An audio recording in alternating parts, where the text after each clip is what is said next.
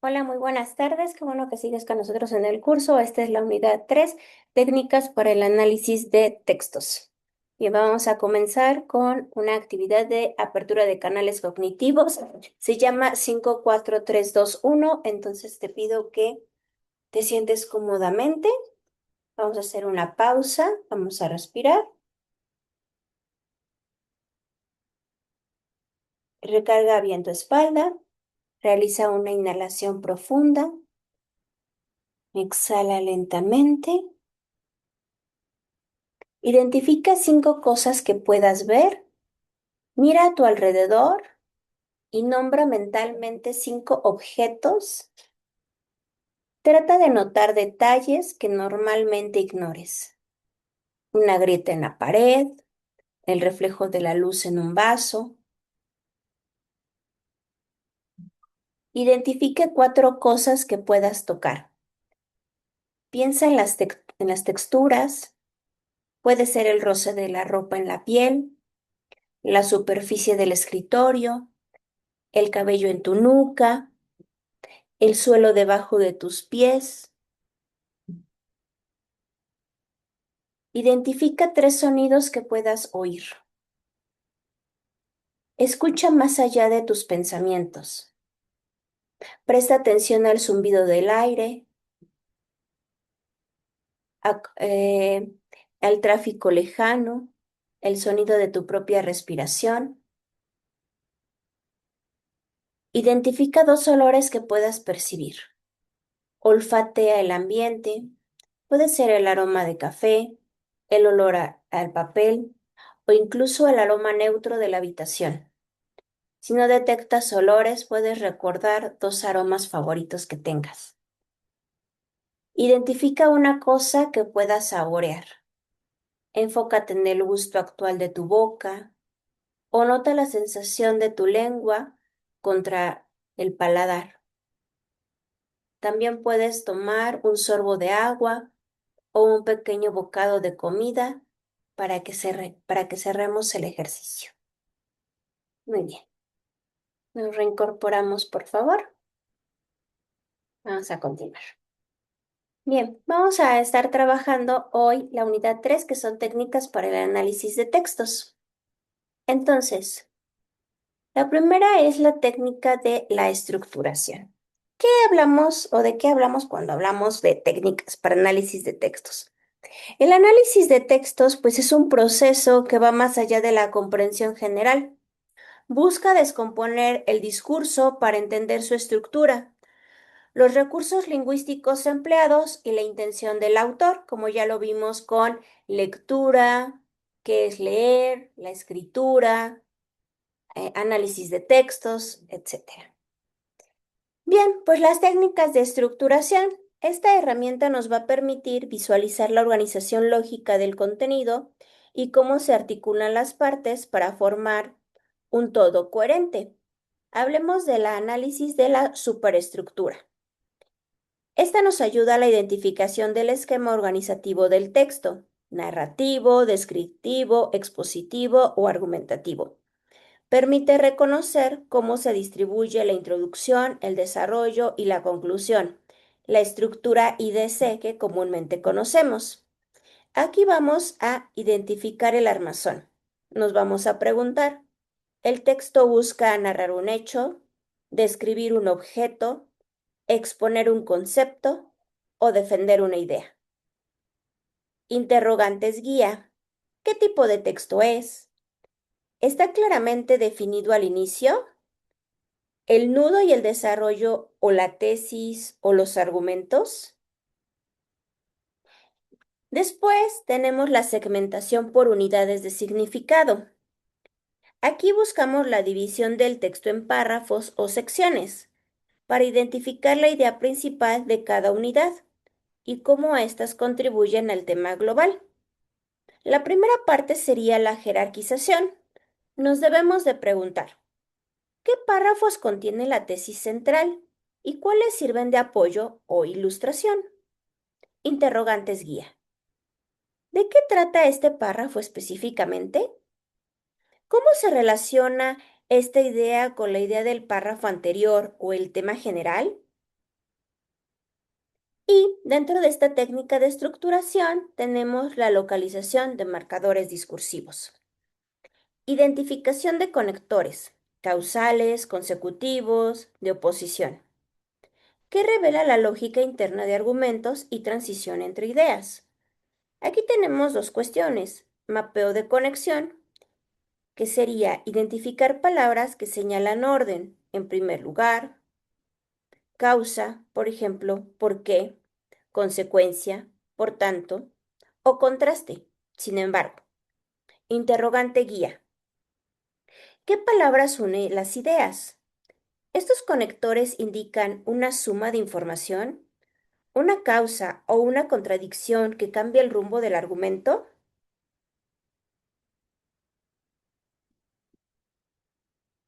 Análisis de coherencia y cohesión.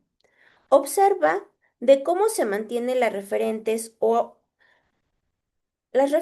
a lo largo del texto. Uso de sinónimos, pronombres o elipsis para evitar repeticiones y mantener el hilo temático. Una interrogante guía o interrogantes guías podría ser: ¿el autor utiliza diferentes palabras para referirse al mismo concepto? ¿Se mantiene el mismo tema de principio a fin o hay saltos lógicos en el texto? Bien. 2. Técnicas de profundización crítica. Ay, perdón. Identificación de la tesis y argumentos. Esta técnica de profundización crítica nos ayuda a enfocar en desentrañar los propósitos y la validez de la información. Para identificar la tesis o el argumento, localiza la postura central del autor y de las evidencias o razonamientos que lo sustentan. Tus interrogantes guías pueden ser: ¿cuál es la opinión principal que el autor intenta demostrar? ¿Qué pruebas o razones ofrece para convencerte a ti, lector? El análisis del tono o la intencionalidad. Determinación de si el autor busca informar, persuadir, entretener o criticar, así como identificar la identificación de sesgos o matices emocionales del lenguaje. Tus interrogantes guía pueden ser: ¿cómo se siente el autor respecto al tema? ¿Optimista? ¿Escéptico? ¿Preocupado? ¿Qué palabras usa para influir en tu opinión? Evaluación de la intertextualidad. Esta es la relación del contenido del texto con otros discursos, autores o contextos históricos para ampliar su interpretación. Tus interrogantes guía pueden ser: ¿este texto me recuerda a otro que ya leí antes? ¿El autor menciona o contradice a otras figuras o estudios conocidos? 3. Técnicas instrumentales. Estas pueden ser herramientas prácticas para procesar información de manera analítica. Puedes hacer anotaciones marginales críticas. Estas son registro de dudas, acuerdos o contradicciones en el margen del texto durante la lectura. Puedes utilizar también matrices de análisis comparativos, que son técnicas utilizadas para comparar dos o más textos sobre un mismo tema, analizando puntos de convergencia y divergencia. O puedes utilizar esquematizaciones jerárquicas, que son representaciones visuales que muestran la dependencia de ideas secundarias respecto al tema principal. Vamos a hacer una actividad, se llama Detectives de Discursos. Yo te propongo dos textos. Tenemos el texto A, se llama El aula digital, el futuro está en nuestras manos. El autor es el doctor Julián Tech, especialista en innovación educativa. El texto dice así: la prohibición de teléfonos móviles en el aula en una media obsoleta que ignora la realidad del siglo XXI.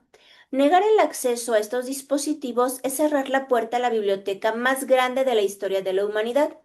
Según un informe de la UNESCO 2023, el uso dirigido de la tecnología en entorno educativo puede mejorar la participación de alumnos hasta el 40%. El móvil no es un distractor si el docente sabe integrarlo. Es una calculadora, un laboratorio de idiomas, un mapa interactivo, una herramienta de investigación instantánea. En lugar de prohibirlo, debe alfabetizar digitalmente. Los estudiantes deben aprender a gestionar la información y a usar el pensamiento crítico para distinguir fuentes fiables de noticias falsas. Si los preparamos para el futuro, no podemos obligarlos a trabajar con herramientas del pasado. Tenemos entonces un texto B. Recuperar el silencio y la atención. Autora, profesora Elena Méndez, psicopedagoga. Entrar hoy en un aula parece, en ocasiones, entrar en una sala de videojuegos. La presencia constante del teléfono móvil ha fragmentado la capacidad de atención de nuestros jóvenes. Estudios recientes de neurociencias sugieren que el cerebro adolescente, aún en desarrollo, es incapaz de gestionar las micronotificaciones y la dopamina que generan las redes sociales mientras intenta resolver un problema matemático complejo. La educación requiere profundidad, silencio y un contacto humano que ninguna pantalla puede reemplazar. El uso excesivo de pantallas está directamente relacionado con el aumento de ansiedad y ciberacoso escolar. No se trata de estar en contra del progreso, sino de proteger un espacio sagrado, el aula. Si permitimos que el algoritmo de una red social compita con la explicación de un profesor, la batalla por el conocimiento está perdida antes de empezar. Es hora de dejar los teléfonos en la mochila y volver a mirarnos a los ojos. Bien, entonces vamos a las instrucciones. Deseamos que primero tenemos que hacer el mapeo de conexión, la cohesión. Entonces nos dice, identifica y marca los conectores. Ejemplo, en lugar de, según, no se trata de, sino de. Observa cómo estas palabras actúan como puentes que guían la lógica del argumento. 2. Análisis de coherencia. Rastrea cómo los autores mantienen el tema. La pregunta son, ¿qué palabra o sinónimos usa para referirse a teléfono móvil? O la educación a lo largo de párrafos para dar continuidad al sentido. Entonces tenemos el primero, el texto Aula Digital de Futuro en Nuestras Manos, del doctor Julián Tech. Entonces tenemos aquí los conectores, la provisión de teléfonos móviles. Tenemos según, que es una fuente de autoridad, en lugar, que es de contraste, y sí, que es una condicional. Y tenemos en el texto B, en ocasiones, que es una frecuencia, mientras, que es de similitud. No se trata sino de proteger, que es una aclaración y rectificación. Si te das cuenta, estos conectores pues nos ayudan a ir teniendo el flujo del texto. Ahora, rastreo de sinónimos y referentes, que es la coherencia. Referentes al teléfono móvil, el contexto A, tenemos dispositivos, herramienta de investigación y móvil. En el texto B, sala de videojuegos, metáfora, pantallas, algoritmo de red social. Referentes a la educación, en el texto A, tenemos alfabetización digital, gestión de la información y aula digital. En el texto B tenemos espacio sagrado, batalla por el conocimiento y profundidad y silencio. Instrucciones, tenemos unas segundas instrucciones. Busca la tesis, lo que defiende Julián y Elena. Identifica los argumentos. Analiza el tono. ¿Quién suena más optimista? ¿Quién suena más preocupado? Entonces, identificación de tesis.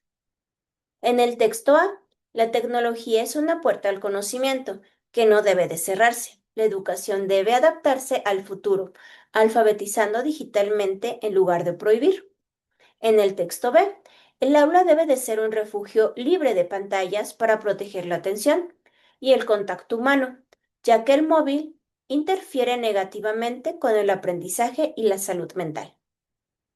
Argumentos identificados. Entonces tenemos, el texto A está a favor. El argumento de utilidad, el móvil funciona como una herramienta multifuncional. Calculadora, mapa, laboratorio. Su argumento de autoridad, utiliza la UNESCO para respaldarse. señala que la tecnología bien dirigida aumenta la participación en el 40%. Argumenta que la necesidad futura no se puede preparar a alumnos para el futuro con herramientas del pasado. Entonces, en el argumento de utilidad, también conocido como argumento pragmático, es aquel que evalúa la validez o la convivencia de una idea, acción o decisión basándose exclusivamente en consecuencia práctica. Y el argumento de utilidad o Magister Dicti es una herramienta de razonamiento que valida una idea o una tesis basándose exclusivamente en el prestigio, conocimiento o posición de una persona, institución o un documento que se considera experto ya en la materia. El argumento identificado tenemos el texto B, es un argumento en contra. Tenemos un argumento biológico cognitivo. El cerebro adolescente no está preparado para gestionar la dopamina y notificaciones de las redes sociales. Tenemos un argumento de salud mental. Existe una relación directa entre el uso de pantallas y el aumento de ansiedad y ciberacoso. Y un argumento pedagógico. La competencia entre el algoritmo y el profesor impide el aprendizaje profundo y la atención. Tenemos que el argumento biológico cognitivo es un tipo de razonamiento que explica el comportamiento humano, las capacidades de aprendizaje o estructuras sociales, basándose en una naturaleza física y funcional del cerebro. Tenemos que el argumento de salud mental es un razonamiento que justifica una acción política o una decisión basada en el bienestar psicológico, emocional o cognitivo. Y el argumento pedagógico es un razonamiento que justifica una acción, método o decisión basada en una teoría de aprendizaje y en una formación integral. ¿Cuál es el tono del texto? En el texto A es un tono optimista y progresista. El autor utiliza palabra con carga positiva como biblioteca más grande, mejorar, innovación y futuro. Su lenguaje es propositivo e impulsa el cambio, sin mostrar miedo a los riesgos. Y el texto B es un tono preocupado y preventivo. La autora utiliza estos términos como una carga negativa o alerta como fragmentado, incapaz, ansiedad, batalla perdida. Su lenguaje apela a la protección de valores tradicionales y advierte sobre peligros inminentes. Bien, hasta aquí pues ya llevamos las técnicas de profundización crítica. También ya llevamos la técnica de estructuración. Vamos con las siguientes instrucciones. Esquematización. Crea un organizador gráfico que conecte la idea principal con los argumentos secundarios. Entonces tenemos aquí la esquematización del texto A. Aula digital, el futuro está en tus manos. La integración digital es imperativa para la educación moderna. Tenemos tres argumentos. El móvil es el acceso universal al conocimiento como una biblioteca histórica. Los datos de la UNESCO buscan la eficacia del uso dirigido y el aprendizaje debe alinearse con una realidad tecnológica para el futuro. Mientras que, pues, recuperar el silencio y la atención del texto B, el aula debe de permanecer libre de dispositivos para asegurar un aprendizaje profundo con tres tesis: limitación biológica, impacto socioemocional y el valor pedagógico reside en el silencio y en el contacto humano. Y bueno, la matriz comparativa, que es lo que nos proponen, ¿no? En las técnicas instrumentales. Y aquí yo les propongo esto. Criterios de análisis: cuál es la postura principal del texto A y del texto B, cuál es la visión del mundo del texto A y del texto B, cuál es el uso de evidencia del texto A y del texto B, cuál es la convergencia entre el texto A y el texto B y cuál es la divergencia en el texto A y el texto B, que también pues ya lo vimos esquematizado anteriormente. Y bueno, eso pues tenemos aquí ya la actividad práctica. Tenemos entonces nuestras referencias. En conclusión, pues la estructuración permite entender la arquitectura del texto e identificar cómo se conectan y cuáles son sus divergencias. Poder comprender un texto nos ayuda también a tomar una postura crítica y tener nuestra propia argumentación. Que tengan una excelente tarde. Nos vemos en la próxima clase.